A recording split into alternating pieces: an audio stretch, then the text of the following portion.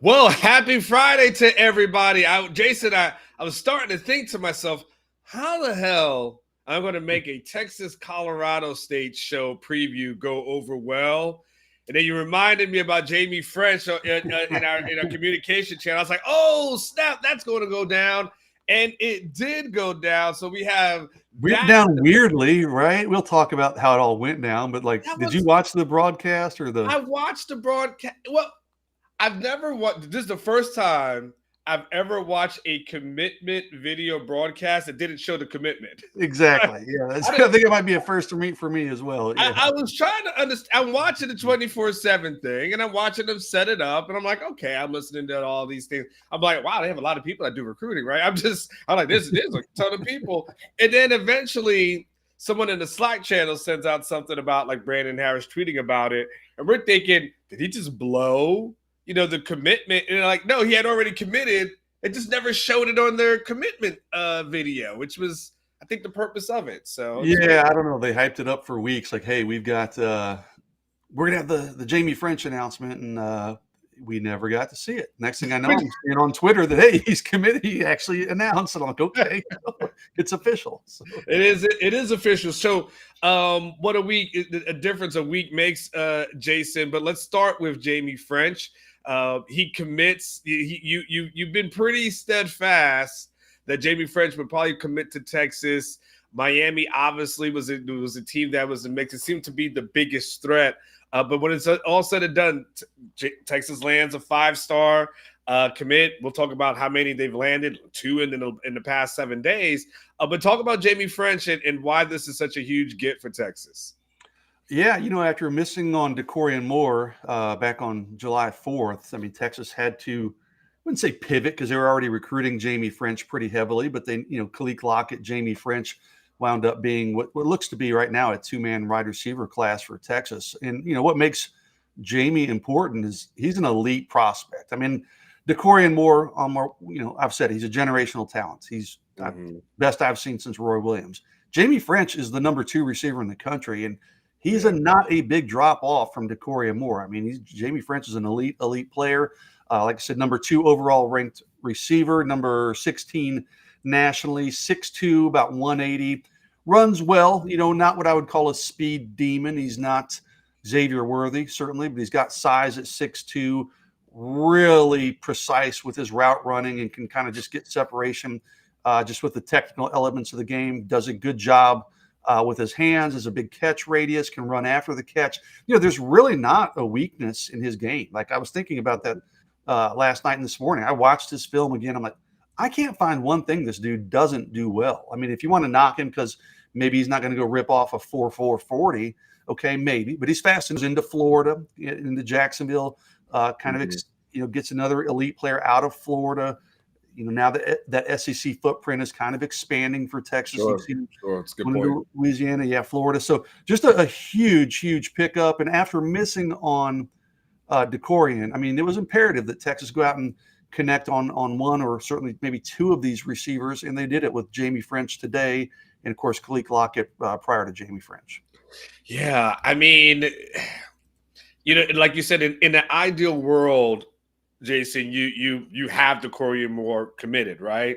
But if the quote unquote backup prize, and I don't want to disrespect any of those guys, but if it's as well, you miss on DeCorian Moore, but then you get Jaime Ffrench and Khalid Lockett, you're almost winning in that regard, aren't you? It's almost like if it sounds pretty easy to say after the fact, right? But like honestly, that's almost a better trade potentially. I mean, you can certainly make that case. I mean, DeCorian's fantastic, obviously, but you're getting 2 elite receivers now. Maybe they're a smidge. That's like saying, hey, you don't get Tyreek Hill, but we're going to give you 2 other all-pro receivers, or maybe just a notch. You got Amon-Ra St. Brown, and pick another guy. Like, okay, that's a win. I'll take those other 2 badasses. Yeah. It's like in fantasy football when someone offers you a 2-for-1 trade, and you're like, you know what? Yes, for this one guy, that's great. But if I got 2 of them, not so bad. And so now it's interesting, Jason. But first and foremost, let me ask you this because I have more questions. how solid do you think Ffrench is? Because, again, it's August, between a long time between now and then and signing day. Obviously, everyone's going to continue to come after him. He's still in the state of Florida. All these kids, I feel like, Jason, they'll commit. And then sometime in, October, they're like, I still want to go on a visit somewhere, right? So, Yeah. Are all the horses in the barn, or is this still just like one step in the process? I think it's one step, if I'm being honest. I'd love to sit here and lie to everybody and say, oh, no, nothing to worry about. But, listen, I expect Jaime Ffrench to sign with Texas. Okay, let me say that first and get that out of the way. I expect that to happen in December. But, he's been kind of privately committed for a while, Anwar. But here's the deal. Even though he's been privately committed, he did visit Miami and LSU in July. Okay, so everybody's like, oh, he's been a silent commit. I'm like, no, I don't count silent commitments if you're still visiting other places. So yeah, he's been kind of, silently, privately committed or given indication that he's going to be a Longhorn for a while. So, but despite doing that, he's still taking visits to other places. Well, now he's publicly committed, and Miami's not going away. LSU's not going away. I don't think Tennessee will be a factor. I was told, by someone in Florida this week who's known Jaime for years, like, yeah, he's probably going to still take another visit or two. Keep an eye out for that. So, this is in any time. I always say this: anytime that you have an out-of-state commitment, you've got to recruit them like they're uncommitted. Okay, because most of those dudes didn't grow up just diehard Longhorn fans, like some of the in-state guys did. So, Texas is going to have to be aggressive and continue to be thorough with their recruitment of Jaime Ffrench. And there may be some nervous moments. Like I said, Miami, we'll see what kind of season Miami has. We'll see what kind of season Texas has for that matter. But, if Miami goes and throws the ball around a bunch and has a great season, like people think they might, maybe that makes Miami a little more appealing. But I do think, I think it's a solid commitment. I think he'll sign with Texas, but Texas is going to have to kind of work to kind of just avoid any hurdles there. Let me share this on the screen here for you, Jason, so you can see the point. It's very interesting. So as we see, Texas has 19 total commitments at this time, right? Mm-hmm. What's interesting, though, Jason, as I scroll down a little bit, 7 of these guys are out of state. You're talking about James Simons, Nick Brooks, Amari Winston, Jaime Ffrench, John Mills, Josiah Sharman, and, of course, KJ Lacey. What's your thoughts on that, Jason? Is that just a reflection of where recruiting is at, nowadays? But you have 7 guys who are out. A couple of those guys, we're talking elite guys who are out-of-state guys, too. Jaime Ffrench is an elite guy. KJ Lacey is an elite guy. Sharma is as well. Some will say Nick Brooks. Your just thoughts on the out-of-state focus for Texas in this class?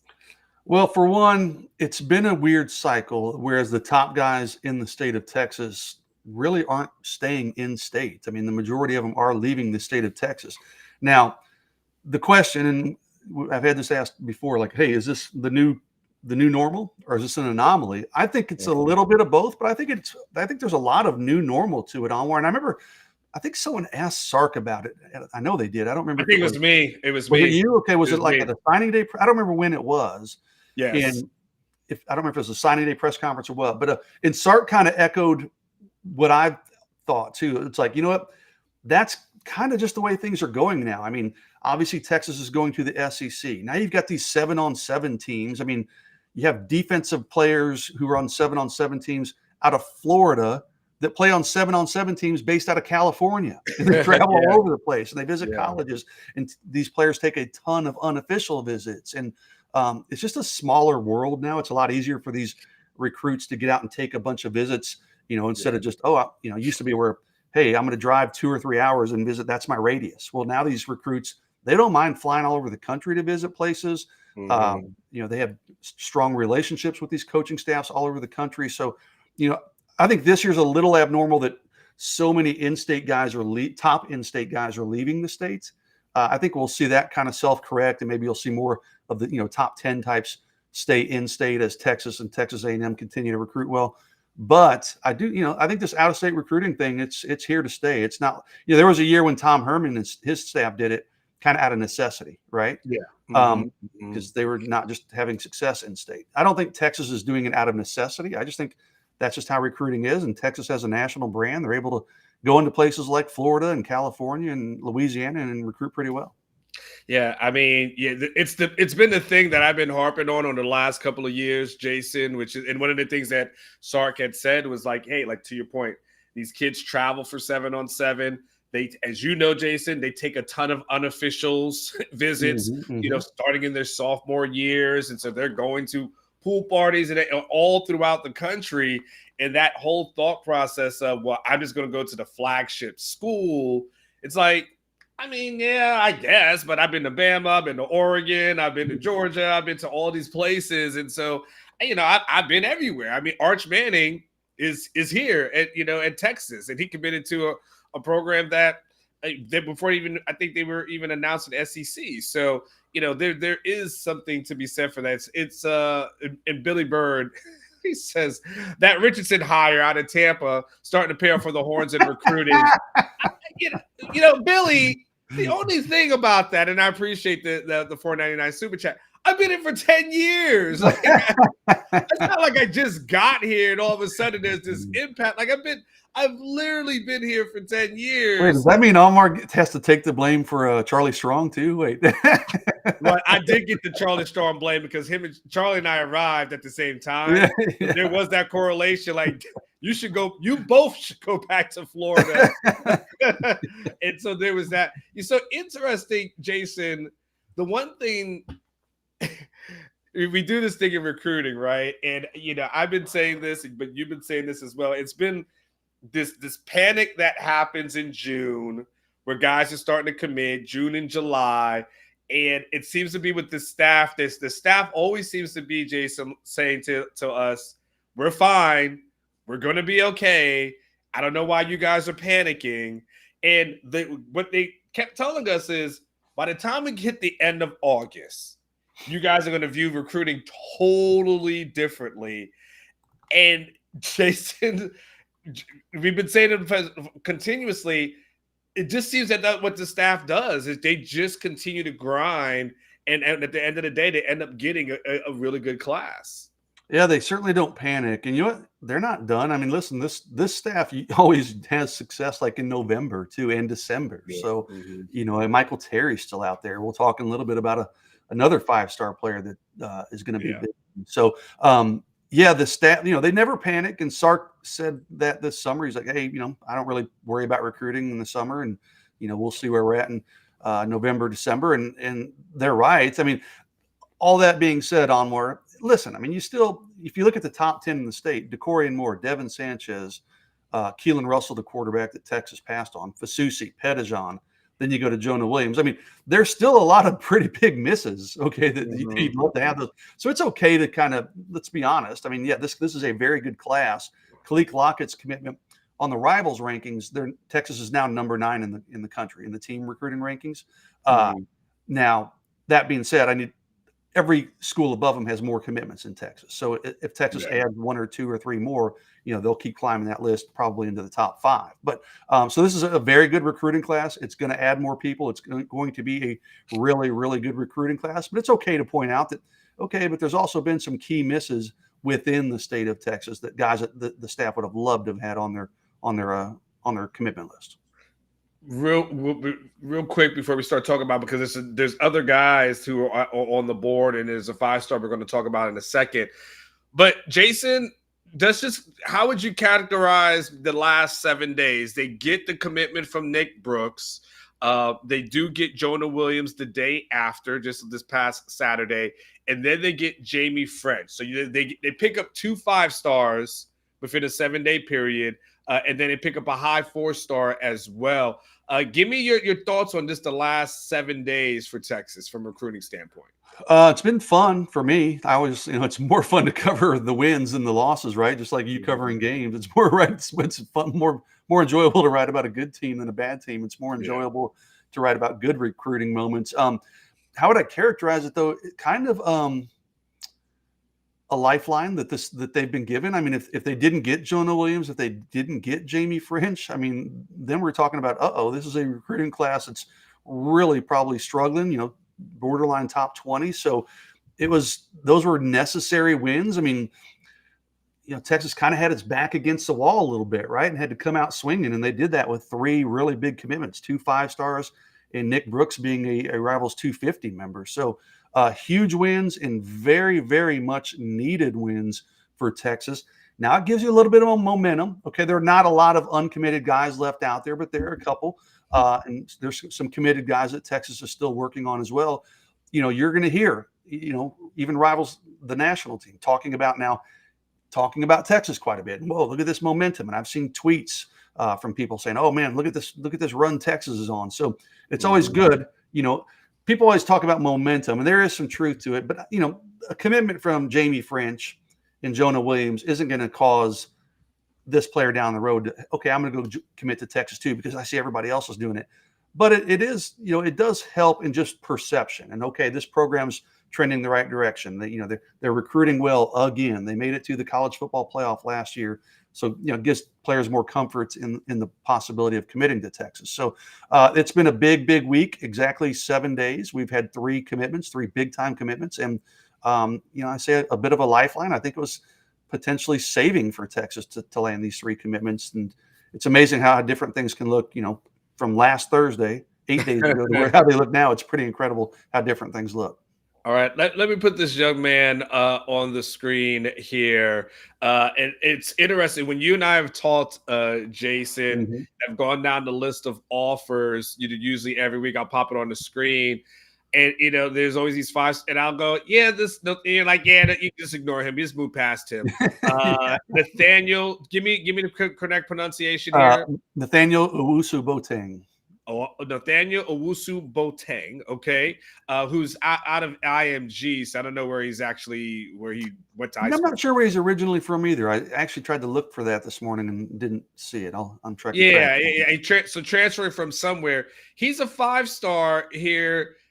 Future cast, obviously, to Notre Dame, but you're hearing that Texas might be in the mix for this young man. Yeah, I texted him yesterday, and IMG had a game last night, so he didn't respond until this morning. But he is going to take a Texas official visit in October, the week of the Georgia game. IMG Academy's off that weekend. Jonah Williams is doing the same thing. Galveston Ball's off that weekend, so he is going to come in for an official visit. Anwar, it's interesting because he has a top 5, and Texas isn't in it.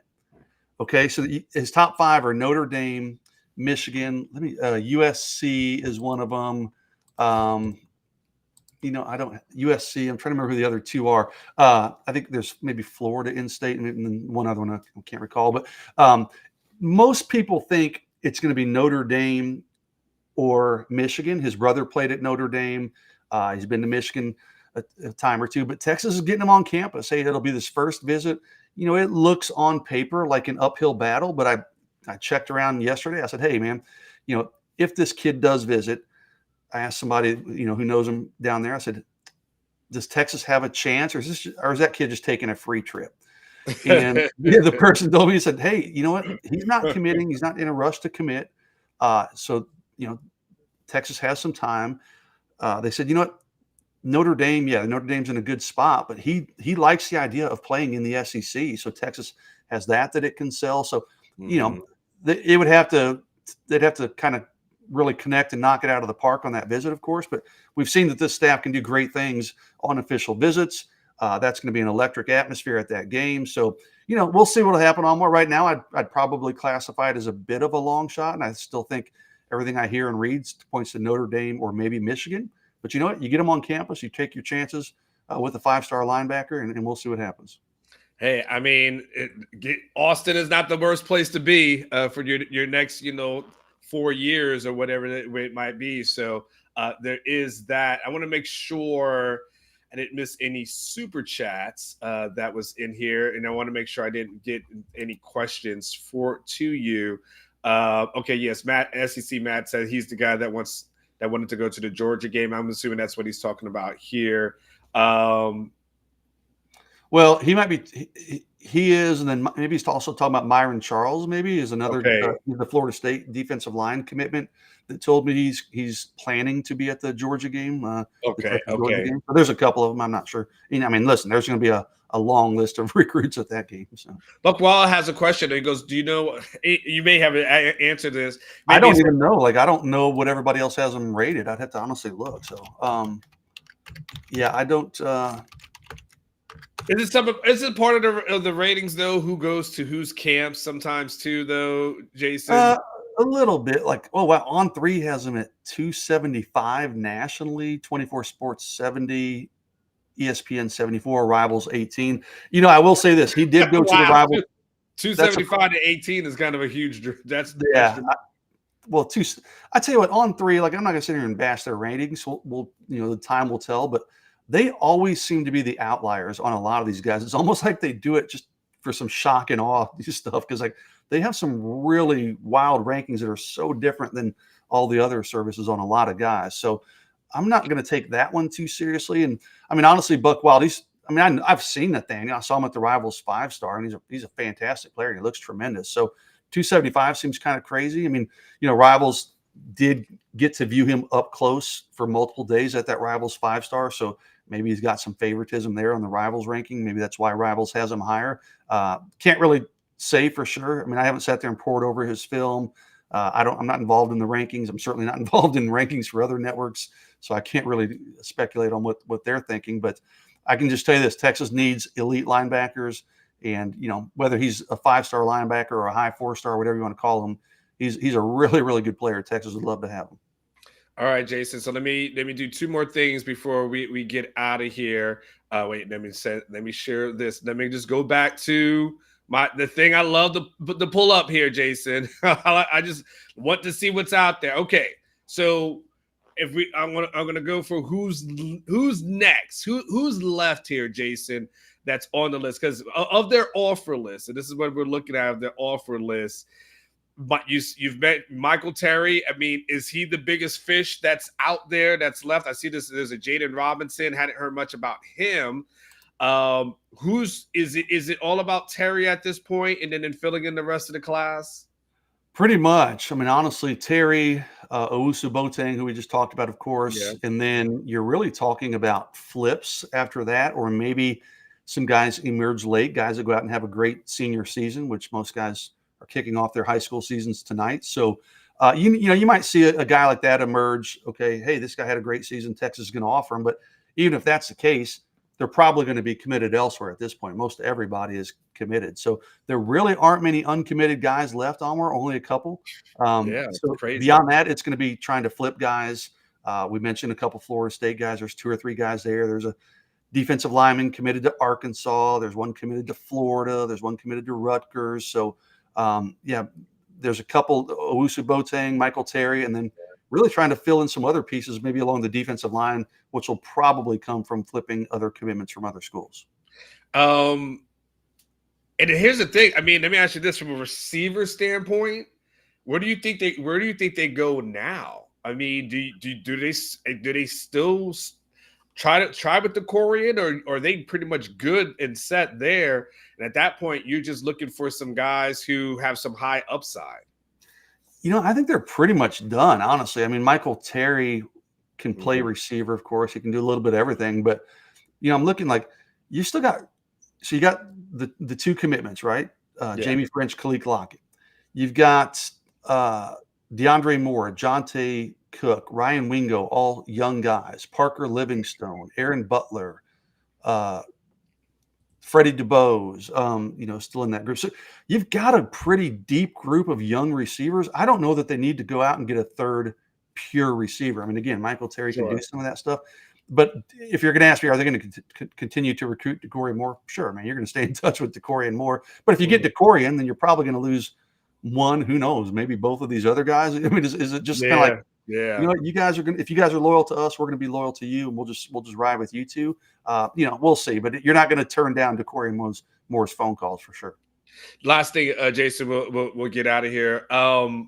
It's been very fascinating. And again, you do recruiting, so I get to kind of just pick and choose my spots as relates to recruiting. So it's a kind of a lovely situation. I'll just be honest with you.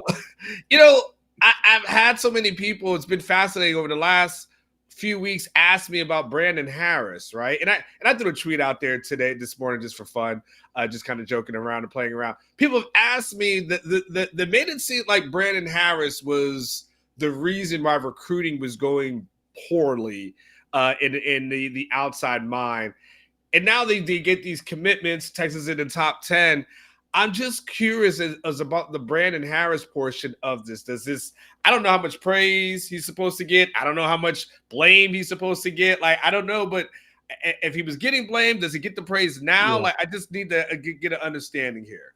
I think you just nailed it. Listen, you can't beat up on somebody when things aren't going well and then turn around when things are going well and still beat up on them. If you're going to criticize Brandon Harris, and listen, Brandon's not, I mean, he was the director of recruiting the last couple of years when Texas finished top 5. Okay. Yeah. Now he's general manager, right? They've got a new director of recruiting, Taylor Searle. So, you know, and I'll say this, each recruitment's different. Okay. Brandon may be more involved with one than the other. Taylor may be more involved with one than the other. Just like Sark and the assistant coaches are more involved with some kids and some kids are not as involved in. So, you know, Chris Jackson, same way. I mean, who was it? Trying to remember the recruit recently that committed to Texas. And there's been a run of them. I'm trying to remember which one it was. And I talked to his coach and I said, okay, like what led him to Texas? And he said, well, you know what? I think it was Khaleke Lockett's coach. In fact, he goes to Tashard Choice, did an amazing job recruiting Khaleke Lockett. I was like, okay, didn't expect that. Yeah. So, I mean, the point is that each recruitment's different. They're like a snowflake, if you will. You know, Brandon's been in charge of the recruiting department when they've had really good classes. They're going to have a really good class this year. He's still very involved. I mean, he's not technically, that's not his title anymore, but he's still very involved. But, you know, has he ever made a mistake? Sure. I mean, you know, all these coaches and assistants have and support staff. But, you know, if you're going to kick him when things aren't going well, then you better give him credit when things do go well. And you know what? Things have gone well for Texas really, really well the majority of the time over the last few recruiting cycles, including this recruiting cycle after maybe a slow start. So, you know, I don't think people should be throwing too much dirt on him. Real quick, Big Tex wants to know if this class of receivers holds up. Do you think Stark still hits the transfer portal for a receiver next season? Receiver or receivers is, I mean, we know what his track record is. It's usually receivers. You know, like someone asked me this morning, do any of the transfers have the option of coming back for a second year? I know Silas Bolden's a grad transfer, right? So he doesn't.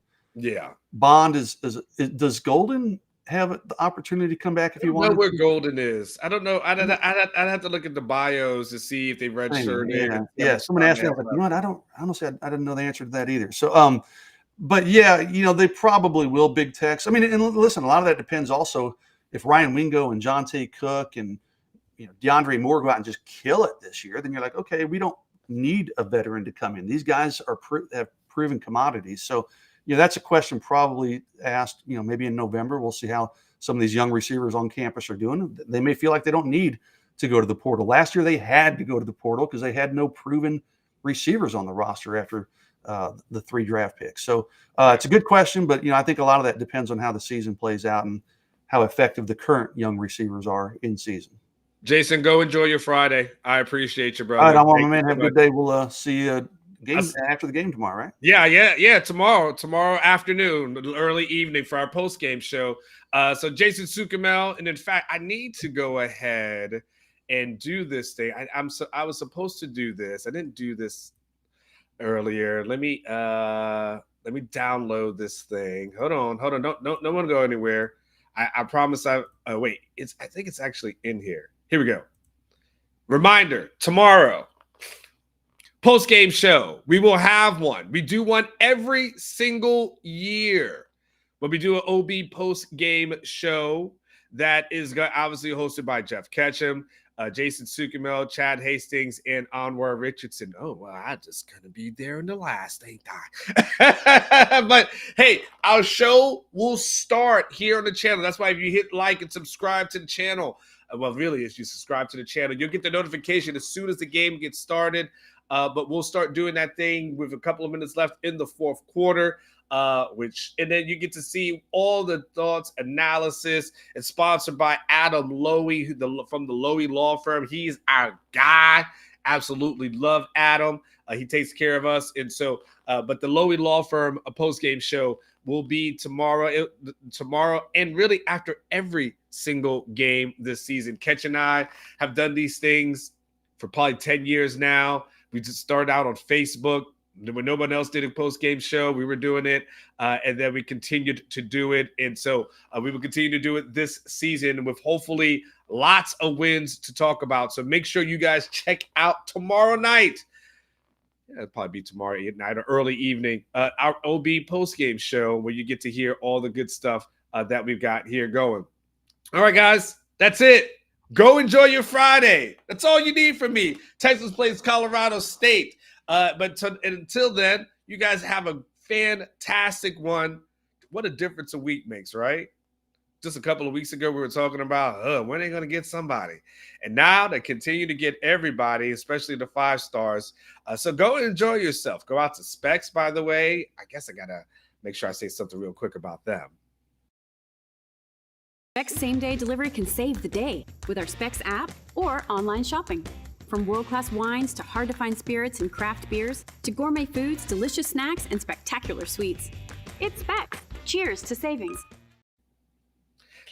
Remember, I always say, live each day like it was your last, because one day it will be. Go out, enjoy your weekend. Hug somebody, love somebody, have a fun and safe time.